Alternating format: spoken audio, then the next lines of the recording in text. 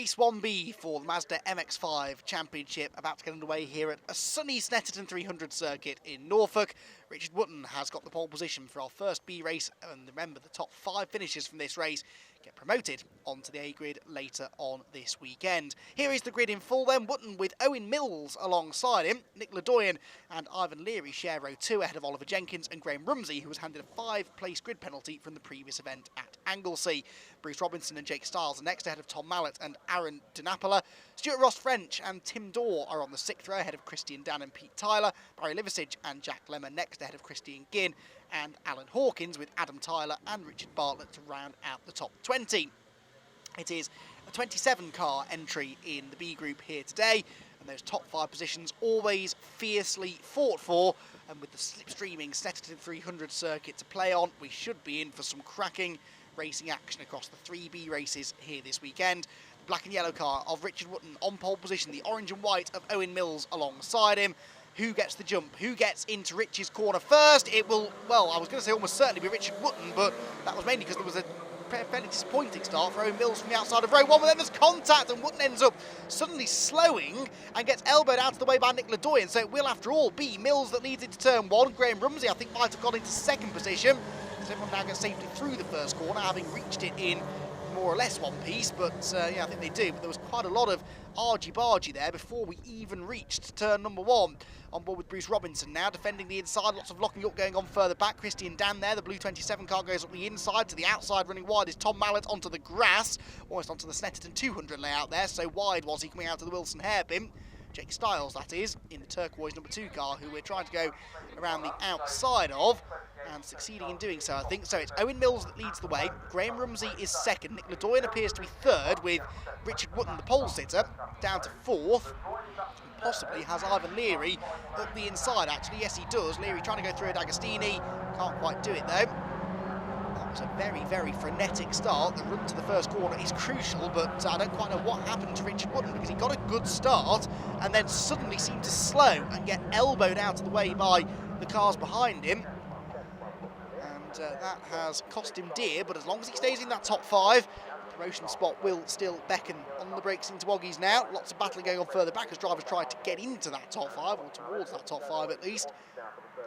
The first lap of the race, seeing lots and lots of action already. Alan Hawkins there, the multicoloured 722 car going on the attack as they turn through Williams. There, the 291 car is also making progress. That is Luke Such, who is trying to get a toe down the back straight, but that is only part of the battle. You then got to execute the manoeuvre under braking as well, and that's easier said than done, but not if your name is Bruce Robinson, because that was a brilliant out-braking move up the inside. Onto the grass, I think, has gone Christian Dan there further back, so place gained for Robinson. Several places lost for Dan, though, unfortunately, as the 10 car of Tom Mallet also goes on the inside. Into Coram Corner. Leary there, the yellow-fronted car, under quite a lot of pressure from the car behind as well. Jake Stiles also starting to find a bit more pace as the season goes on now. There, the 173 car is Stuart Ross French, who I believe is making his first appearance in the championship with a novice cross on the back of his car. As we go on to the final lap of the race now, that might well be what makes the difference between who gets through and who doesn't. Looks like Richard Wootton's doing well, though, for a race victory, and therefore a guaranteed transfer spot onto the back of the A grid for race 2 tomorrow morning. He turns through the Wilson hairpin with Owen Mills not that far behind, but he has, I think, very much settled for 2nd now. No, he's not really under too much pressure from those behind. Richard Wootton then out of Palmer's, back down the hill. You can see the gap, the cushion that these two have built up over the rest behind. And there, in the background, is Oliver Jenkins 3rd, Tim Dorr 4th, and Bruce Robinson 5th. And someone's on the grass. I think that's Jake Stiles on the grass further back, and may not rejoin the track until they reach Agostini, but there just wasn't a gap in the traffic. That's another place gained by Rumsey, and he's got past Stuart Ross French as well. So where does that put Rumsey now? 5th, 6th, 7th by my reckoning. I think he's just going to run out of time, but if he can get 6th and then there's a penalty for Robinson, that would mean that he might inherit 5th position. So you won't necessarily know about the situation with Bruce Robinson. It may even be that there is no penalty coming for Bruce, but if there were to be one, then Rumsey would much rather be 6th and therefore inheriting 5th than 7th and inheriting 6th, because that one position makes all the difference as far as what happens in the rest of your weekend. So Wootton then under the bridge, leading the way, and clips the grass, clips the curb. Doesn't really want to be taking risks like that on this final lap, but I'm sure he's just stroking it home to the flag. And Richard Wootton, a regular front runner in these B races this year, has really put on a good show. He didn't start off all that strongly in this race, but having started from pole position, he found himself getting mugged on the run into the first corner, gradually picked his way back through, and when Graham Rumsey spun from 2nd place, Richard was right there to inherit the position and then immediately applied the pressure to the leader and found a way through. And Richard Wootton, therefore, comes out of the final corner and is about to see the checkered flag to win race 1B here for the Mazda MX-5 Championship at Snetterton. Richard Wootton does it, a nice, comfortable victory from pole position, but there was a lot more that went on in between. 2nd place goes the way of Owen Mills. 3rd is going to go the way of Oliver Jenkins, just, I think, from Tim Dorr 4th, and Bruce Robinson a provisional 5th position.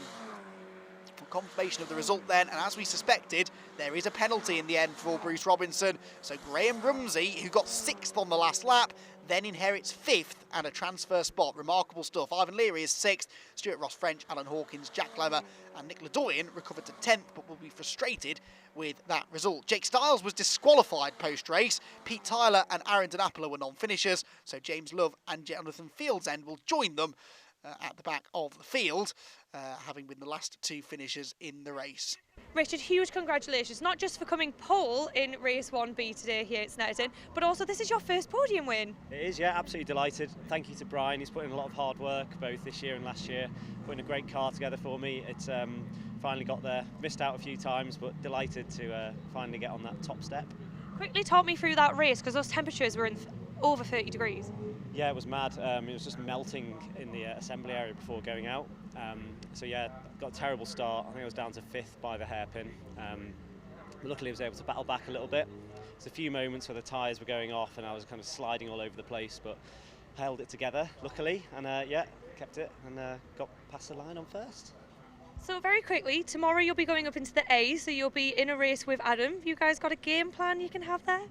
Oh, I mean, Adam's a few rows ahead of me, but keep an eye on that yellow car of his and try and catch him if I can. Race 2B is about to get underway here, and as you can see, the drivers are just heading out onto the grid. Now we have Fraser Fenwick starting on pole position and Aaron Sparrow starting on 2nd. Now these are 2 drivers, James, that haven't started on pole position before, but we have got Clive Powles, Ivan Leary, Charlie Rawls starting right behind them, and they're firm favourites, you know, in the Bs. They know what they're doing. So my question to you is, how would you feel in that situation?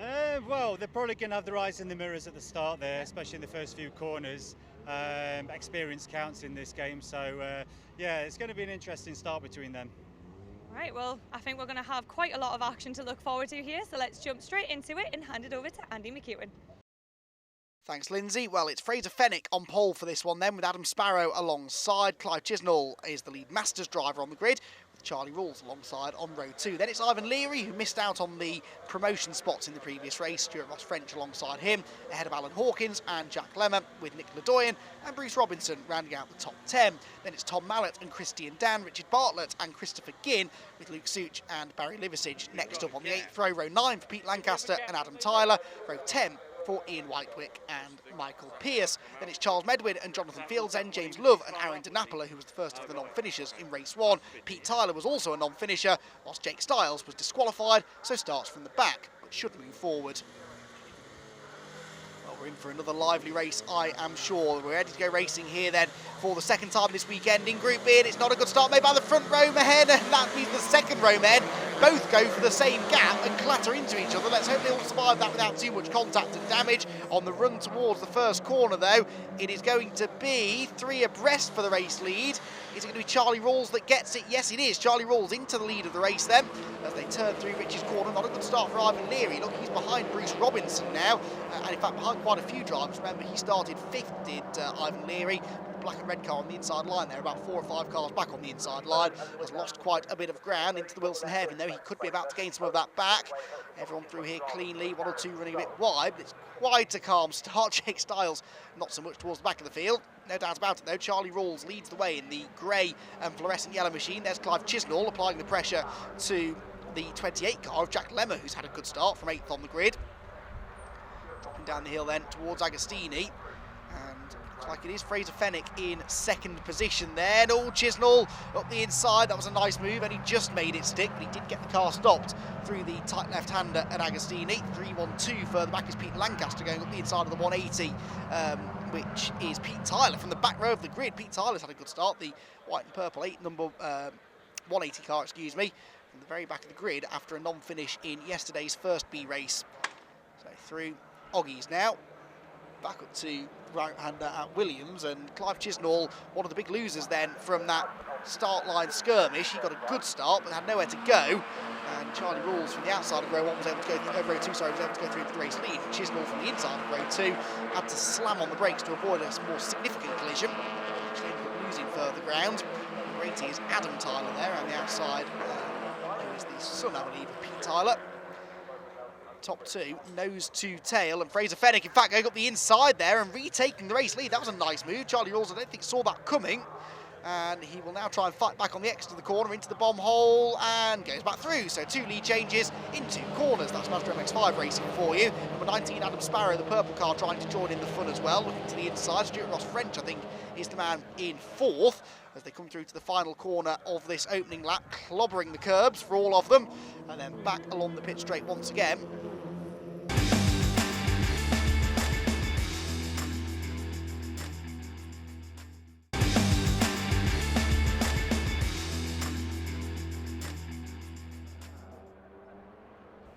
Certainly occupying the attention of the race leader, carries a lot more speed into Nelson, look, and gets it through the corner neatly as well. So that's definitely a part of the circuit that Fenwick has a bit of an edge at. And Nelson a bit more confident, maybe braking on a turn, and then with the change of direction as well that we spoke about earlier on, which means he may be beneficial through here as well.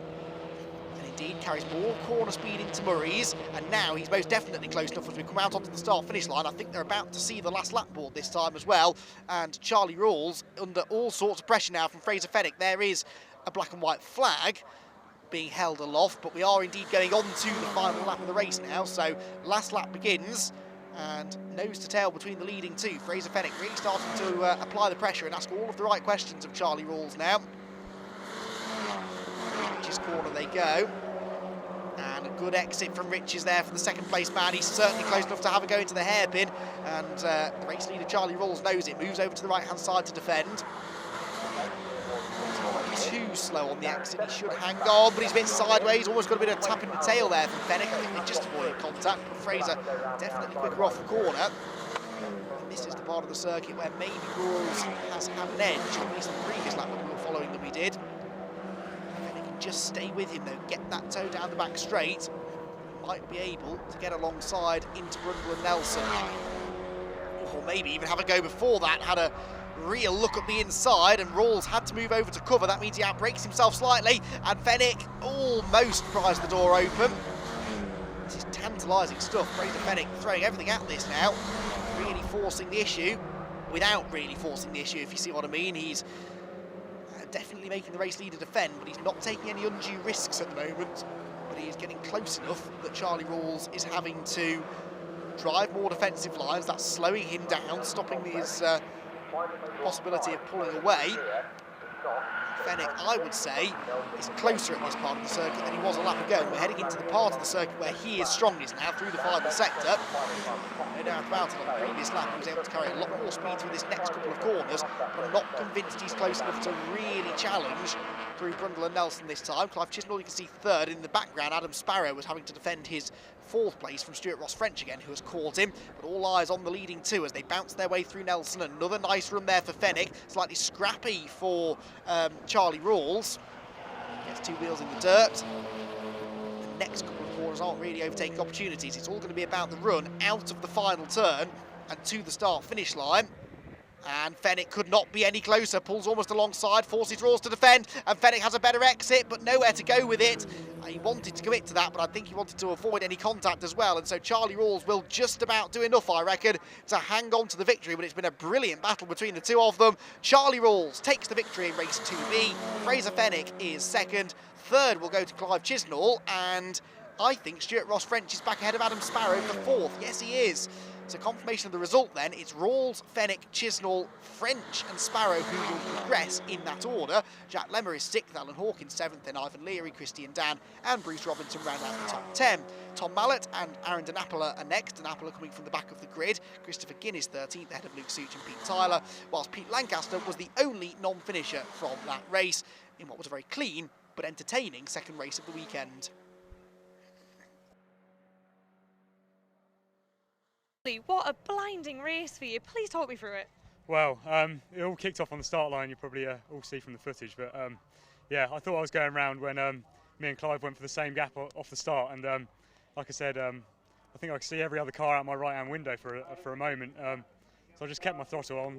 Hopefully, sort of made it out the pack, and yeah, it was sort of, I wouldn't say plain sailing because we were caught up at the end there, and a bit of pressure was put on, but yeah, we made it to the end, and yeah, onwards to the A race. So. Third and final race is about to get underway here for the BRSCC Mazda MX-5 B race. Now we have Tim Dawn second, Bryn Griffiths in first, and the two people behind them, they've both been on podium this weekend, so it's going to be an interesting one to watch. So Andy, I'm going to hand it over to you to run us through all of the action. Thanks, Lindsay. This should be a good one. No more transfer spots to worry about, just a winner's trophy to fight for. Who will get the final one of the weekend? Well, it's Bryn Griffiths and Tim Daw who share the front row for this, with Ollie Jenkins and Owen Mills next, then Graham Rumsey back in the B group for the final race. Jack Lemmer just missed out on progressing. He's 6th, ahead of Alan Hawkins and Ivan Leary, then Christian Dan and Bruce Robinson to round out the top 10. Tom Mallet and Aaron Danapola are next, ahead of Christopher Ginn and Luke Such. Pete Tyler, Barry Liversidge, Richard Bartlett and Jake Stiles on row 9, then row 10 for Ian Whitewick and Adam Tyler. Jonathan Fieldsend and Michael Pearce are just outside the top 20, ahead of Charles Medwin, James Love and the retirement from race 2B, Pete Lancaster. Well, we've had two brilliant races from the B group and lots of entertaining action along the way. What does race 3 have in store for us? Bryn Griffiths and Tim Daw on the front row of the grid. Keep an eye on Owen Mills. He was a fast starter in the first B race. Not so much this time though. Fairly equal actually amongst the top 3 or 4. We'll get the lead into Rich's corner then. Well, we're on board with Bruce Robinson, who's had a good start. Moves ahead of Ivan Leary. Christian Dan is on the inside there, the blue number 27 car. But it will be Bryn Griffiths, I think, that leads into the first corner, with Oliver Jenkins going second. I reckon it'll be inside of Tim Daw. Contact between Dan and the number 10 machine going through the first turn there. That was all a bit clumsy. Tom Mallet there getting into the side of Christian Dan. Both of them, I think, survived that more or less unscathed. Griffiths leads the way, side by side for second place, but Tim Daw, I think, was about to lose that battle for second with Oliver Jenkins. So not a great start for Daw on this occasion. There's Nick Ledoyen towards the back of the field by the looks of it. Round the left-hander at Palmer's, back down the hill with Bryn Griffiths trying to pull away. Now, is he going to be able to break the toe here? If he can do so early, he might be tough to beat. We've seen him do this before, remember. Battle on for second though, and running wide there was Oliver Jenkins, and Tim Daw sought the chance, I think, to get on the inside through Agostini. Was he able to make that stick? We'll find out in a moment when we pan around. There goes the 69 car of Barry Liversidge. Tim Daw is indeed second now, I saw off in the distance, so he did take advantage of the moment there for Oliver Jenkins. And then further back, it's a bit of a free-for-all really, as they turn through Oggies, 3 abreast further back. That's rare that you can go into Oggies 3 abreast and come out the other side in one piece. They have come out the other side in one piece, but in nothing like the same order. And I think there was a bit of paint being traded there between a few cars, but they somehow made it work. This is the fight not to be last, just to give you an idea of how intense the battles are, literally up and down the order. And it doesn't matter whether you're fighting for first or last, you are guaranteed a race in the MX-5 Championship. Quite such great value for money for all of the competitors and the spectators who have turned up, several of them as well, trackside here at Snetterton, to enjoy the racing action on this Mazda weekend. There is the 291 car, that's Luke Such going through, with number 20 behind him. That's Christopher Ginn, who we haven't seen much of this weekend. At the head of the field though, Tim Daw very much going after Bryn Griffiths here, so Bryn has not yet been able to break the toe. They are starting to drop Ollie Jenkins in the third. Alan Hawkins having a good showing in this one as well, just ahead of Graham Rumsey, who again has not had a brilliant start, having started 5th. He's now, well, he's 6th, I suppose, so he hasn't gone back too far, but he hasn't gone forwards either. Will be outside line. Bryn Griffiths, though, not particularly concerned with what's going on behind him. enjoying a nice Sunday afternoon drive now to a victory here, second of the year in the B grid. A regular front runner in these B races, but he'd love to become a more regular feature on the A grid, where the driver actually might enjoy finding themselves down on the front of the B grid, because they know they've got a race win and a podium finish to fight for. And as we made the point in race 2, that sounds an awful lot more impressive than saying finishing 5th transfer to the A group and then finish 27th. This is a race win. Maybe the B group, but it's still a win. There's still a trophy, there's still a bottle of champagne with your name on it. Griffiths looks as though he might be about to take that, and I thought I heard a screech of tyres. That was Owen Mills, I think, throwing the kitchen sink at Oliver Jenkins. And unfortunately, it didn't quite pay off, and he ends up running a bit wide. And that was a good save again from Owen. We've seen a couple of those from him today. But unfortunately, he's probably now rather scuppered his chances of taking that 3rd place, because he's dropped too far back now, I think, to get a decent slipstream down the Bentley Straight, which is where the race leaders are now. Bryn Griffiths going up through the gears for the final time down the Bentley Straight, now less than half a lap away from the victory in race 3B here for the MX5 Championship. Tim Dorr has pushed him all the way and will get his first podium of the weekend. It's not quite going to be the win that he's so far been eluded by. Pushing hard there, right to the flag. Look, Tim in the yellow and green car. Indeed, further back, Oliver Jenkins has now definitely got away from Owen Mills. So the top 4 are set, and it looks as though Alan Hawkins has got a bit of a margin now of nearly a second over Jack Lemmer for 5th as well. So the top 5 or 6 spots pretty settled now as we go into the final couple of corners. It's been a brilliant drive, this from Bryn Griffiths. Had to race hard with Tim Dorr in the early stages. Tim got past him at one point, but Bryn wasted no time at all in retaliating, retook the race lead, and will come now across the start-finish line to see the checkered flag and win race 3B for the Mazda MX-5 Championship at Snetterton. A great drive that was from Bryn. Tim Dorr is second, 3rd goes the way of Oliver Jenkins, and a somewhat lowly 4th in the end for Owen Mills, having tried absolutely everything to find a way past, but to no avail. 5th position goes the way of Alan Hawkins, 6th Jack Lemmer, 7th Ivan Leary, 8th Bruce Robinson, with Christian Dan and Nick Ledoyen rounding out the top 10. Luke Such had a good drive, by the way, 11th place for him, one of his best finishes of the year, ahead of Tom Mallet, Jake Stiles, Aaron DeNapola and Pete Tyler to round out the top 15. If you're wondering where Graham Rumsey is, by the way, well, he was disqualified. He was given a track limits penalty and then disqualified for another matter as well, so a day to forget for Graham. Tim, that was one hell of a race. Please talk me through it. Well, I was just aiming for a good start. It wasn't too bad. The Bryn got me. Fortunately, he missed a gear, let me get past, but he was just too quick in the end. He needed a bit more sweat in his eyes, I think.